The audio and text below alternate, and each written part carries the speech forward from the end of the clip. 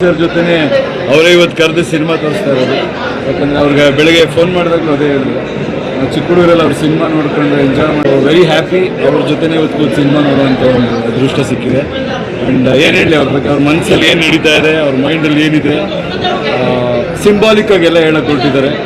And as usual Uppi sir picture ಅಂದರೆ ಸ್ಟ್ರೈಟಾಗಿ ಯಾವುದೂ ಇರೋಲ್ಲ, ಅದರಲ್ಲಿ ತುಂಬ ಡೀಪ್ ಅರ್ಥಗಳಿರುತ್ತೆ. ಸಮಾಜದಲ್ಲಿ ನಡೀತಿರೋ ವಿಷಯಗಳಾಗ್ಬೋದು, ಕಥೆನೇ ಸರಿನೋ ತಪ್ಪು ಅನ್ನೋ ಒಂದು ಪ್ರಶ್ನೆನ ಹುಟ್ಟಾಕಿದ್ದಾರೆ. ಯಾವಾಗಲೂ ಅವರು ಹೊಸದಾಗಿನೋ ಒಂದು ಮಾಡ್ತಾ ಇರ್ತಾರಲ್ಲ, ಸೊ ಕಥೆ ಅನ್ನೋದ್ರಿಂದನೇ ಎಲ್ಲ ಕಾಂಪ್ಲಿಕೇಶನ್ ಶುರುವಾಗಿದೆ ಅನ್ನೋ ಥರ ಪ್ರಾಜೆಕ್ಟ್ ಮಾಡಿದ್ದಾರೆ. ನಿರ್ಮಾಪಕರಿಗೆ ಒಳ್ಳೆಯದಾಗಲಿ. ಆ್ಯಂಡ್ ಆ್ಯಸ್ ಯೂಶ್ವಲ್ ಎಲ್ಲರೂ ತುಂಬ ಚೆನ್ನಾಗಿ ಹೀರೋಯಿನ್ ಆಗ್ಬೋದು, ತುಂಬ ಸಾಕಷ್ಟು ಜನ ಕಲಾವಿದರು, ರವಿಶಂಕರ್ ಅವರಾಗ್ಬೋದು, ಸಾಧು ಕಿದಾರ್ ಆಗ್ಬೋದು, ತುಂಬ ಜನ ಟೆಕ್ನಿಷಿಯನ್ಸ್ಗಳು ಒಳ್ಳೆ ಕೆಲಸ ಮಾಡಿದ್ದಾರೆ. ವಿಷುವಲ್ ಕ್ವಾಲಿಟಿ ಬೇರೆ ಇದೆ. So as usual Uppi sir ಅಭಿಮಾನಿಗಳಿಗೆ ಅವ್ರ ತಲೆಗೆ ತುಂಬ ಕೆಲಸ ಕೊಟ್ಟಿದ್ದಾರೆ ಅಂತ ಒಳ್ಳೆಯದಾಗಲಿ. All the best. Thank you.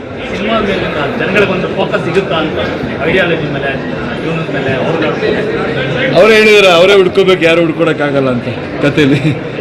So ನಿಮ್ಮ ಇದನ್ನು ನೀವೇ ಹುಡ್ಕೋಬೇಕು ಅನ್ನೋದನ್ನೇ ಅವರಲ್ಲಿ ಹೇಳಕ್ಕೆ ಹೊರಟಿದ್ದಾರೆ. ನಾನು ಅಂದ್ಕೊಂಡಿದ್ದೀನಿ, ಉಪ್ಪಿ ಸರ್ನೇ ಕೇಳಬೇಕು ನೀವು.